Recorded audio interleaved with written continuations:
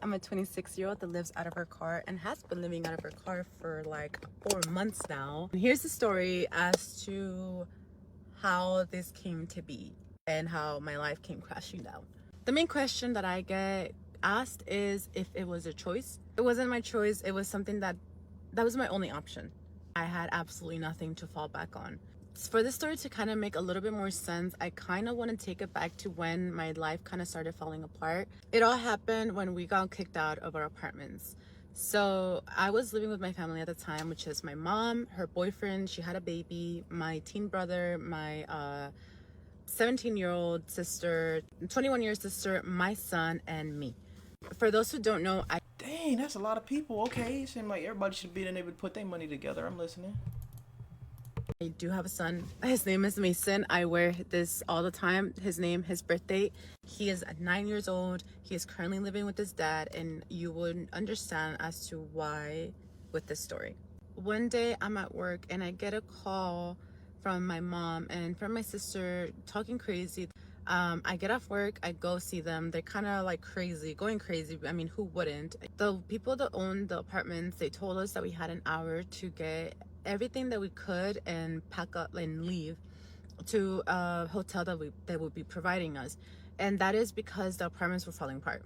The apartments were so old, everything was wrong with them. Stairs were falling, people were falling off the stairs. And the wood was completely rotten, and like part of like the apartments, like I guess the roof collapsed. I have no idea. But they needed us out. And at that point, I had to get everything that I could think of that I could get for my son packed, his clothes, his toys, his school stuff, anything that I would need for work, because my son at that time was at school. So I had to call my aunt and tell her if she can go and pick him up until we figured out what was going on. Within the hour, someone comes and changes the lock to the house, to our apartments. They change all the locks to the apartments, and then they give us information to go to a hotel. Like, we get to the hotel and they inform us that we only have one hotel room for 8 people. Mind you, this is 4 adults, 2 teens, my son, and my mom's baby. Yes, a baby. So that part of living in the hotel room, as you can imagine, it was completely awful. Our family dynamic was not good at all. We were extremely toxic.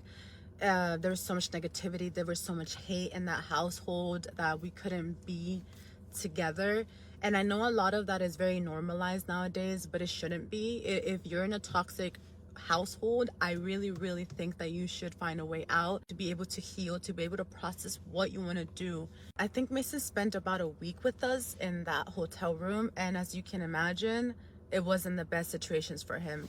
He had a bedtime where he would go to sleep at 9, he would wake up at 7.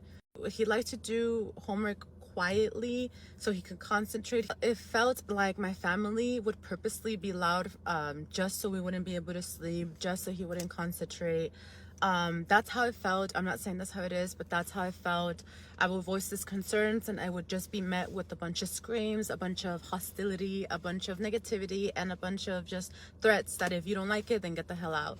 It was always something that was embedded in my mind, that if I didn't like the way they did something, then to leave. But knowing that I have nowhere else to leave because I couldn't afford it. As being a single mom, I couldn't afford anything more than what we had. His dad and I had a talk with his family, and I told him everything that was going on, where we made the decision that it would be in our son's best interest to go live with his dad temporarily. At this point in time, his dad lived 3 hours away. 3 hours away. He had joint custody. He would stay with me Monday through Friday evening, and then Friday evening through Sunday evening. Hey, real quick, shout out to her baby daddy, man, because we be listening to a lot of stories and baby daddies ain't worth a goddamn. So shout out to her baby daddy for, you know what I'm saying, being able to take his son in. And okay, I see what's going on here. It's just, the family is real toxic. You know what I'm saying? She got a toxic family. I guess that's why. And then they going through something too. Imagine getting put out, and you know what I'm saying. So okay. Evening he would go. Because I'm thinking it should be like in a time like this. I'm thinking it should be teamwork, boy. We all gotta stay together. We family. Let's get us a crib. You know what I'm saying? But to his dad. So for this, he would primarily be staying with him. During that 2-week mark, a lot of stuff went down in that hotel room. For me to walk out with my younger sister and break into the apartments that they told us not to go in, that were unsafe, and we stayed there for like the next 2 weeks. I'm gonna kind of like summarize everything. If you guys want to hear stories about like anything that has happened throughout this story, I will tell you, but I just kind of want to focus on like what is the reasons to why I'm like homeless. I'm like broke. My sister and I broke into the apartments, and we lived there for a week, and then I got into a car accident. My car was totaled. Their car was completely fine. I feel like I couldn't process what was going on because at that point I didn't have apartments and I have no car. Ha ha ha ha. It was not funny, but that was the only way that I could cope. I wasn't able to get a car for months. My mom finds out that I got into a car accident because she saw my car. She comes and apologizes to me, says that everything will change, and I believed it. I felt genuine love from my mom and genuine care for and concern because I saw how much she was crying. Ended up moving in together in that house that they got, but the happy life that I thought we'd have was very short-lived. I'm so sorry. The timeline of losing the apartments was November. Her car accident was in December. It was the next month. That month, my son didn't go to school because I thought he was going to come back to us. But when I got into the accident, there was no way that he could come back. We enrolled him into school with his dad.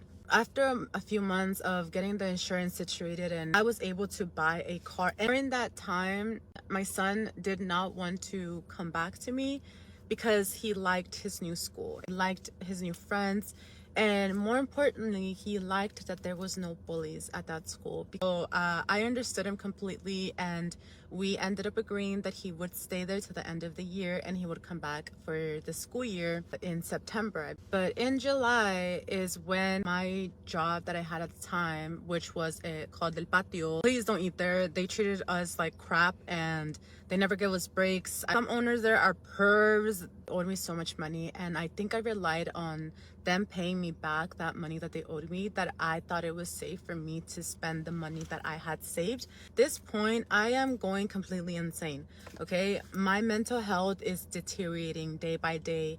I didn't have my son. I didn't have my family.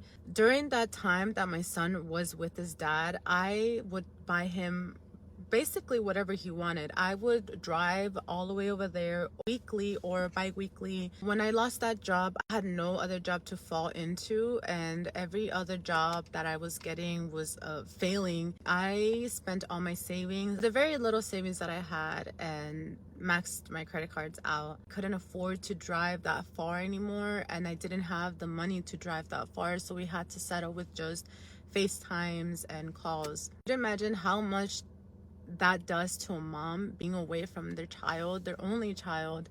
Yeah, I was about to say that, man. That can definitely be heartbroken. Like, your son don't even want to come back to you, not because he don't want to come back to his mom, but because, you know, he likes it better over there with his pops. And it don't sound like pops is like hopefully pops the dad ain't, oh, I'm keeping custody, you can't afford to keep your baby and you can't do this. Hopefully, you know, her baby daddy not like that, you know what I'm saying, as well. But so it did hurt a lot, and I didn't know what to do. I blamed myself, and that's when my depression came back full force, and where I thought that it would be best if I wasn't even in the picture. He enrolled for the next school year with his dad. I wasn't on speaking terms with my family. I was only talking to one of my sisters, but then she got upset for whatever reason and she blocked me, even though she was like living with me. The last month there was pretty awful because everybody in that household was getting along except me. They will all be joking around, they will all be like doing stuff as a family, but I wasn't there. I tried to stay away from them as much as possible because I just couldn't mentally go through that again. I don't have any animosity towards my family. I don't hate them. Quite the opposite. I love them and I wish for them to heal. I do speak to one of my sisters. I talk to her. She's very mature. Hope that we are able to get that with everybody else. But I want this to happen when they're healed. January is when I told them that was gonna be my last month. We ended up in bad terms.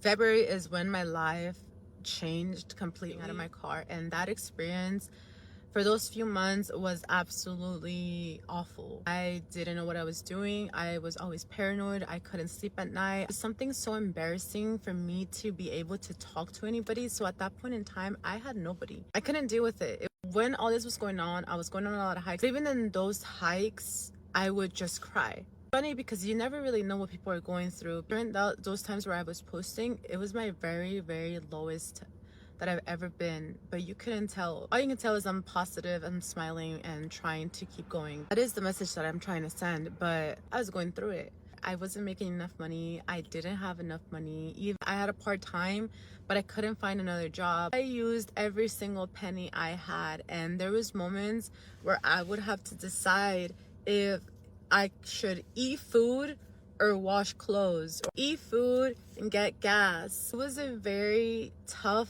thing to go through. My family wouldn't reach out to me. They wouldn't even ask how I was doing, even though everyone knew I was homeless. At that point, I had fixed my relationship with my sister, so she would let me meal prep at her house, which is a lot of help. Then when Mason would come over, she would let him and I sleep over. For that, I'm very grateful for her, because without her, I wouldn't be able to, like, you know, snuggle up to my baby. A month passed. That month, I was kind of like self-sabotaging. I wasn't replying to my sister, the one that was helping me. I wasn't going over to cook my meals at her house anymore, because I felt like such a nuisance. I felt like a bother. I felt like I don't deserve to eat. I don't deserve to be doing these things. That is when the lowest of my lowest hit. I was content with not being here, with not having to deal with this, knowing that as soon as I'm gone, everything would be okay.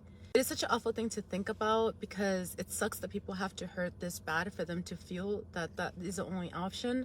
But people do feel like that. It was a very hard thing to accept. Then I kept going and going, and I changed my whole way of thinking. I guess I was like, I'm going to give life another shot. And that's when I started applying to a bunch of different jobs. I got a job like in a whole different county. It's my current job that I'm at right now. I took that as a sign to just take the leap of faith and just start over. So that's exactly what I did. I moved from Long Beach to where I'm at currently with nothing but what I had in my car. Now everything seems to be falling into place. Everything that I went through seems to be making sense. Now that I decided to give life another chance, as you can imagine, I'm fully behind on my credit card. I couldn't even afford groceries. So the times that you guys would send me on Cash App or Venmo, you guys have no idea how much you guys saved me. All that money was used for me to keep going, for me to eat food. And I am so incredibly thankful for everyone that sent money. I had to do internal work and grow from this and not let it tear me down. Because of that, I am here sitting in front of you guys telling you my story. So kind of give you guys some encouragement that things do get better, and that everything that you're going through happens for a reason, guys. I know it sounds corny and I know it sounds cliche. I felt so deeply that no one would understand me and no one would ever go through what I went through until I went through much worse. There's always worse things that could happen, but you can't let them tear you down. Now, all I'm trying to do is catch up with my debt, pay off all my debt, save money, and get an apartment to bring my son back. The goal has always been for him to come back to live with me. No matter what happens from here on out, the next time that I live in an apartment or I live in a house or whatever structure I live in, it is going to be with my son. I'm not going to get an apartment without him. I am not going to do this without him. I don't know how long this journey is going to take, but that's what's going to happen. And if you guys want to come along, we could just spread positivity. That's all I want to do. That being said, that is the end of the story. I pray for everyone that's going through this, and I just know that it will get better, and we have to keep trying. Thank you guys so much for listening, and I love you guys. And thank you. All right, guys. Yeah, this is definitely unfortunate, man. Definitely strong. It'd be real bad when your family, you don't have no support for your family. So shout out to the little support that she do have. If I can see her Cash App or her Zelle if I find her Cash App or Zelle, I will put it in the description below and the comments. And yeah, man, that's crazy. But shout out, like I said again, shout out to the. I'm not sure if they got a good relationship on where like she could come live with her baby daddy, or I don't know if his baby daddy. I mean, her baby daddy got like another relationship or whatever the case is. But at least he did let the son come. I mean, she said son. Yeah, at least she did let the son come live with him. So that's what's up. But yeah, man, it's unfortunate, man. But I know we not all build the same cars in life, but you know, I am definitely grateful for my family. You know what I'm saying? You know, moms and stuff. You know, I got a great mom. You know what I'm saying? So, great parents, just in general. Great grandparents. Rest in peace to my grandfather. You know what I'm saying? Got a lot of cousins and stuff. You know what I'm saying? Not saying that I can come go live with they at, but I'm just saying I got, you know, my family cool. You know what I'm saying? We cool. So it just always sucks to hear, like, even from my friends who their relationship, some of my friends' relationship with their parents, like my homie don't get along with his mom, and you know, it's just a lot of different stuff. You know what I'm saying? Cousins don't get along, you know, and I'm just grateful to have a family that we all get along and we all are there for each other in a times of need. You know what I'm saying? But especially with something like this, you being homeless, you know what I'm saying? That's a big deal. You know what I'm saying? So, but yeah. What? It says not gonna care and not gonna help you financially. And I'm gonna say what everyone says. You got this, girl. Go, queen. Huh? I'm not gonna care and not gonna help you financially. Night. I'm gonna address a lot of comments. I will, but I have to go to work. Thank you so much for everyone and your kind words. They mean so much to me. I appreciate you and I adore you guys so much for this. It means so much to me. I am very grateful to even be able to share my story. And the reason as to why I'm sharing my story is not to get money out of you guys. The reason why I share my story, it is so you guys can see and feel like you're not alone, because what I've always wanted to do is spread positivity and help people that feel like they can't be helped, because I have been through that. And aside from just this little thing, I've struggled with my mental health since I can remember. It's very rough and it's hard, and I know that. So all I want to do is bring awareness for mental health, and know that you are not alone, and know that we got this. And my content, I am going to keep hiking. I am going to keep posting more so my day-to-day, so you guys, if for anyone that's going through it, that it might help. I don't know, even if I help one person, that is enough for me to keep going. I'm also going to post hiking, because hiking is the way that I cope and the way that I feel more peaceful when I go on hikes. Yes, I may get sad, yes, I may cry, but I do feel some sort of peace being in the woods, in the wilderness, being out and about. That's my peace, that's my therapy, and I'm not gonna let anyone bring me down or make me feel bad for hiking. Pretty much all I can say right now, because I do have to get ready for work and I do have to go because I don't want to be late, because I don't want to lose my job. But yeah, wishing you guys very good luck. Hope that everyone stays safe out there, especially with everything going on. I will always be praying for everyone's family, everyone's safety and peace. So please have a great day, and remember that you got to answer a little bit of the questions that you guys had. And starting off, the question about the apartments, yes, it was very illegal for them to do that. They did only give us an hour. This is what the apartments look like. Yeah, I was gonna say that too. Oh man, that's messed up. Oh, that's the outside.